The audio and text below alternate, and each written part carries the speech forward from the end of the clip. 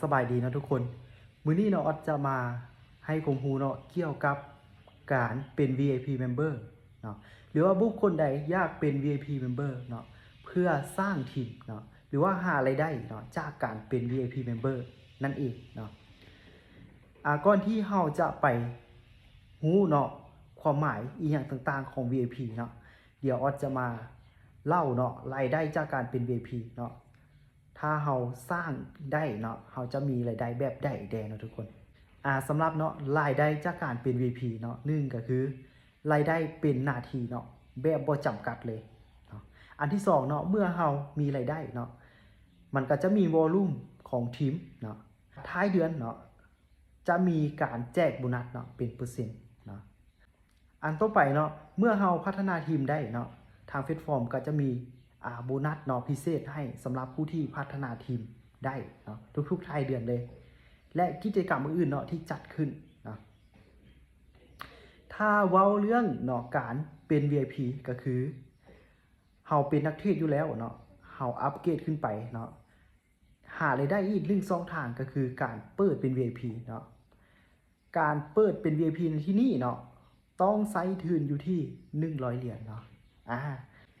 สำหรับ100เหรียญเนาะก็จะบ่ได้เอาทุนของเฮาออกหมดเนาะคือปัจจุบันนี้ก็จะมีหลายๆทีมงานเนาะ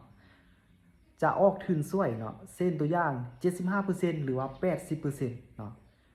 คือตัวอย่างเนาะเฮาจะไปเปิด VIP เนาะเฮาก็ต้องต่อจากผู้ใดผู้หนึ่งแม่นบ่เขาเจ้าก็จะมีการปรึกษาหารือกันเนาะเพื่อออกทุนช่วยนั่นเองมาเว้าถึงการพัฒนาทีมทุกคนเนาะเมื่อเฮาเป็นนักเทรดเนาะ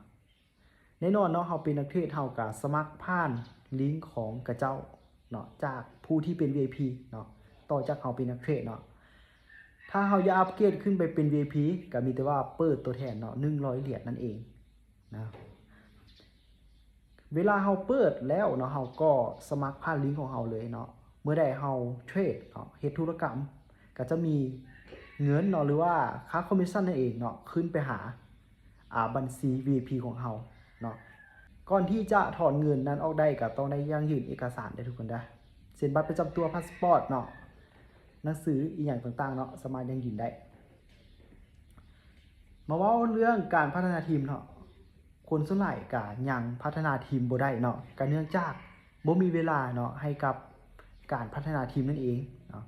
ถ้าเฮาต้องการอยากพัฒนาทีมก็ต้องให้โอกาสเฮาเนาะได้สร้างตัวตนเนาะซึ่งตัวอย่างเฮาเทรดอยู่แล้วเนาะเฮาก็ต้องได้สร้างตัวตนเนาะเพื่อให้นักเทรดคนอื่นเขาเจ้าเห็นเนาะเขาเจ้าก็อยากมาร่วมหรือว่ามาสนับสนุนเฮาเนาะฉะนั้นแล้วเฮาต้องเป็นแบบเป็นอย่างเนาะเป็นผู้นำก็คือสามารถซัพพอร์ตเนาะเขาเจ้าได้ในการสร้างทีมเนาะทุกคนเนาะก็ต้องมีผู้ที่ว่าซัพพอร์ตที่ดีเช่นตัวอย่างเฮาเปิด VIP กับไผเนาะเฮาก็สามารถปรึกษากับเจ้าได้ว่าเฮาควรเฮ็ดแบบใดเนาะเพื่อให้เฮา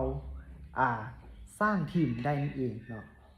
ซึ่งตัวอย่างเนาะถ้าเฮาบ่อยากสร้างทีมเฮาก็เทรดผ่านลิงก์ของเฮาเนาะรายได้ขึ้นจากเฮาไปหา VIP เนาะเฮาก็จะมีรายได้อีกช่องทางนึงเนาะก็เว้ารวมๆเลยเนาะเป็นเทรดเดอร์และเป็นผู้พัฒนาทีมถ้าเป็นได้ทั้ง2อย่างก็ยิ่งดีเนาะมีรายได้จากการเทรดแล้วก็มีรายได้จากการเป็น VIP